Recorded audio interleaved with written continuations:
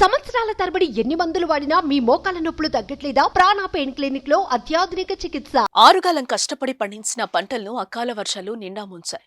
చేతికొచ్చిన పంటలు వర్షానికి తడిసి ముద్దవడంతో కర్షకులు కంటతడి పెడుతున్నారు. అయ్యో దేవుడా అంటూ ఆవేదన వ్యక్తం చేస్తున్నారు. గత 2 రోజుల నుంచి కురుస్తున్న అకాల వర్షాలు, వడగళ్ల వానల వల్ల రాష్ట్రంలోని ఆయా జిల్లాల్లోని పంటలు వర్షానికి తడిసిపోయాయి.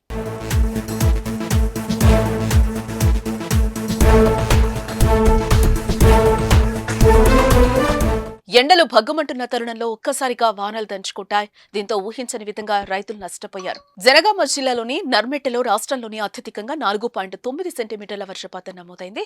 వర్షాల వల్ల కొన్ని జిల్లాల్లో పంటలు నేలవాలిపోగా మరికొన్ని జిల్లాల్లోని వరి కుప్పలు తడిసిపోయాయి. రాష్ట్రంలోని సిద్దిపేట జిల్లా ముద్దూరు మండలంలో 3.3, రంగారెడ్డి జిల్లా శేర్లింగంపల్లిలో 2.8 సెంటీమీటర్ల వర్షం కురిసింది. హైదరాబాద్, రంగారెడ్డి, మేడ్చల్, మల్కాజ్గిరి, హన్మకొండ, వికారాబాద్ జిల్లాల్లోనూ ఈదురుగాలులతో కూడిన భారీ వర్షాలు కురిశాయి. దీంతో వరి, మొక్కజొన్న, వేరుశెనగ, నువ్వులు, కూరగాయల పంటలు దెబ్బతిన్నాయి.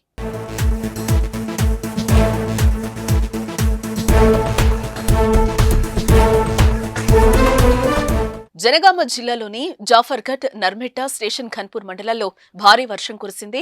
నర్మెట్ట మండలంలోని బొమ్మకూరుతో పాటు పలు గ్రామాల్లోని ధాన్యం కొనుగోలు కేంద్రాల్లో ఉంచిన వరి కుప్పలు తడిసి ముద్దయ్యాయి. కొన్ని జిల్లాల్లో పిడుగుపాటుకు పశువులు మృత్యువాత పడ్డాయి. దీంతో రైతులు పంట నష్టంతో పాటు ఆర్థికంగా నష్టపోయినట్లుగా వాపోతున్నారు.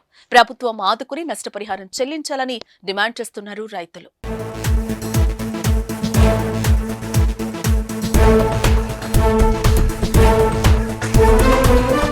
సుమన్ టీవీలో మీ పర్సనల్ అండ్ బిజినెస్ ప్రమోషన్స్ కోసం కింది నెంబర్కి కాంటాక్ట్ చేయండి.